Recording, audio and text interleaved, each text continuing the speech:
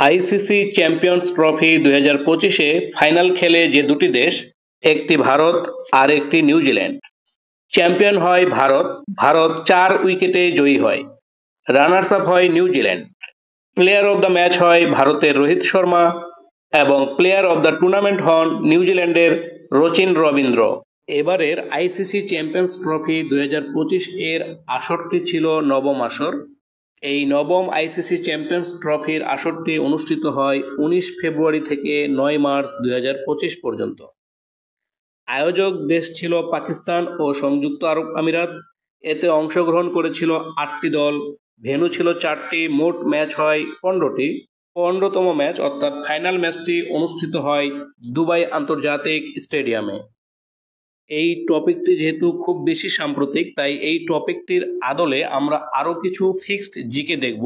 1998 সালে প্রথমবারের মতো অনুষ্ঠিত হয় আইসিসি চ্যাম্পিয়ন্স ট্রফির আসর, আর আসরটি অনুষ্ঠিত হয়েছিল বাংলাদেশে।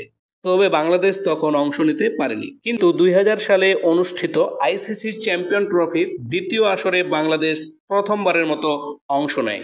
আমরা দুইটি এমসিকিউ প্রশ্ন দেখি।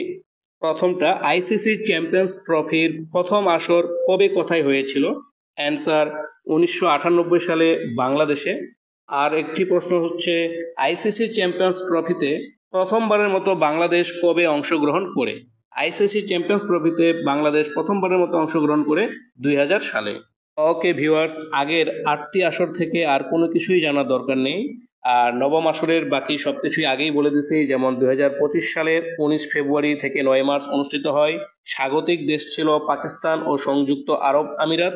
চ্যাম্পিয়ন রানার্স আপ বলা হয়েছে। এরপরেও যে প্রশ্নবোধক চিহ্ন দেওয়া আছে দুটো ঘরে, আপনারা কমেন্টের মাধ্যমে ফিল আপ করে দিন। আর হ্যাঁ, ভারত কিন্তু এখন আইসিসি চ্যাম্পিয়ন্স ট্রফির রাজা। আইসিসি চ্যাম্পিয়ন্স ট্রফিতে ভারতের এখন 3 শিরোপা, অর্থাৎ ভারত 3বার চ্যাম্পিয়ন হয়। প্রথম চ্যাম্পিয়ন হয়েছিল 2002 সালে শ্রীলঙ্কার সাথে যৌথভাবে। এরপরে ইংল্যান্ডকে হারিয়ে 2013 সালে চ্যাম্পিয়ন হয়। দেন নিউজিল্যান্ডকে হারিয়ে চ্যাম্পিয়ন হলো 2025 সালে। এখন যদি প্রশ্ন করা হয় আইসিসি চ্যাম্পিয়ন্স ট্রফিতে সবচেয়ে বেশি জয়লাভ করেছে কোন দেশ, অ্যান্সার হবে ভারত। তো ভিউয়ার্স, আজকের আয়োজনটি কেমন লাগলো জানাবেন। আর প্রতিদিনের আপডেট জিকে পেতে চ্যানেলটি সাবস্ক্রাইব করে সাথে থাকবেন। Thank you so much. আল্লাহ হাফেজ।